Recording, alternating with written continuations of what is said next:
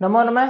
स्वागत आप सभी का एक बार फिर अपने संस्कृत व्याकरण के चैनल पर। और आज की क्लास में हम लेके आए संज्ञा प्रकरण का एक बहुत मोस्ट ही सूत्र है अपना सुप्तिंगतम पदम। कौन सी संज्ञा करता है भाई साहब? ये करता है पद संज्ञा। सूत्र में दिया गया है पदम, इसका मतलब ये पद संज्ञा करता है। ठीक है, सूत्र है सुप्तिंगतम पदम। कौन सी संज्ञा करता है? पद संज्ञा करता है।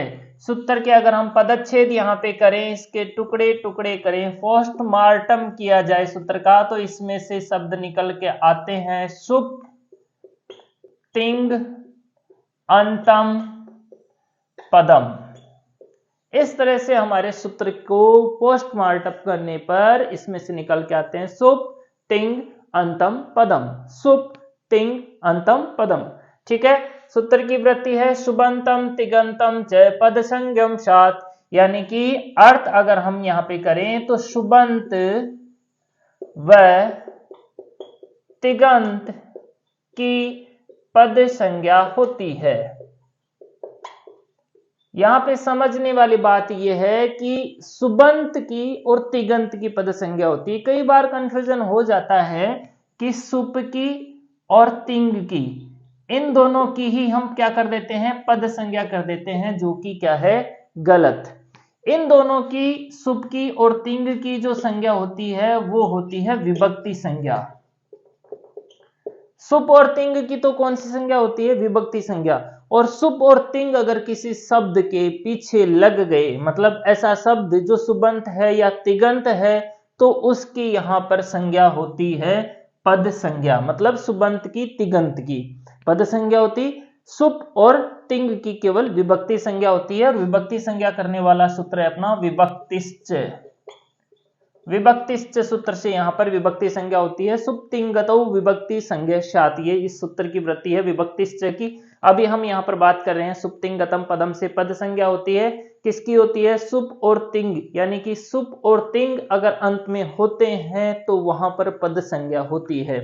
अब ये भी जान लेते हैं कि भाई सुप क्या है और तिंग क्या है, इनका क्या काम में आता है। तो यहां पर है सुप। सुप होते हैं 21। ठीक है, प्रत्येक विभक्ति का 3 होता है, तो 7 विभक्तियों के 21 हो गए। कौन कौन से? सु, औ, जस, अम, औट, सस, टा, भ्याम, बिस, ने, भ्याम, व्यस, नसी, भ्याम, व्यस, नस, ओस, आम, नी, ओस, सुप। ठीक है, कितने हैं? 21। किस काम में आते हैं? शब्द रूप बनाने में। इन सुप प्रत्ययों से क्या बनाया जाता है? शब्द रूप। ठीक है, शब्द रूप निर्माण में सुप प्रत्ययों का प्रयोग किया जाता है और इनकी संख्या है 21। ठीक है, आगे बात करते हैं तिंग प्रत्ययों की। तिंग प्रत्ययों का क्या काम आता है? ये आते हैं धातु निर्माण में, है ना। ये शब्द रूप निर्माण में, ये धातु रूप निर्माण में। ध्यान रखना, तिंग प्रत्यय काम में आते हैं धातु रूप निर्माण में, सुप प्रत्यय काम में आते हैं शब्द रूप निर्माण में। तिंग प्रत्ययों की संख्या जो है प्रश्नेपदी में 9, आत्मनेपदी में 9, और इस तरह से कुल मानी गई है 18। 9 और 9 18। कौन कौन से? तिप, तस, जी, सिप, तस, थ, मिप, वस, मस, ते, आताम, जय, थास, आताम, ध्वम, इट, वही, महिन। शुरू के 9 प्रश्न पद के, अंतिम के 9 आत्मने पद के। ठीक है, तो ये था अपना सूत्र सुप्तिंगतम पदम। थोड़ी सी इसमें समझने वाली बात है, जैसे कि अगर प्रश्न ये पूछा जाए कि निम्न में से पद संज्ञा कौन है।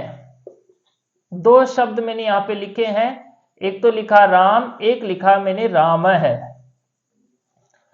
इस तरह से राम और राम है। और प्रश्न ये पूछ लिया जाता है कई बार कि निम्न में से पद संज्ञक शब्द है, तो यहां पर राम है जो शब्द है इसमें सु प्रत्यय लग चुका है, तो ये सुबंत प्रत्यय हो गया, सुबंत शब्द हो गया, तो ये पद संज्ञक है।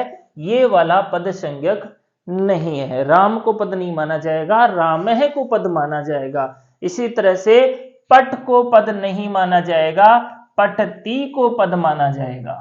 ये पद है। ठीक है, तो यहां पर जैसे अगर हम और उदाहरणों की बात करें, तो जैसे किम किम को पद नहीं माना जाएगा, कह को पद माना जाएगा, क्योंकि कह में सु प्रत्यय लग चुका है। तो ये था अपना सूत्र सुप्तिंगतम पदम, इससे होती है पद संज्ञा। धन्यवाद।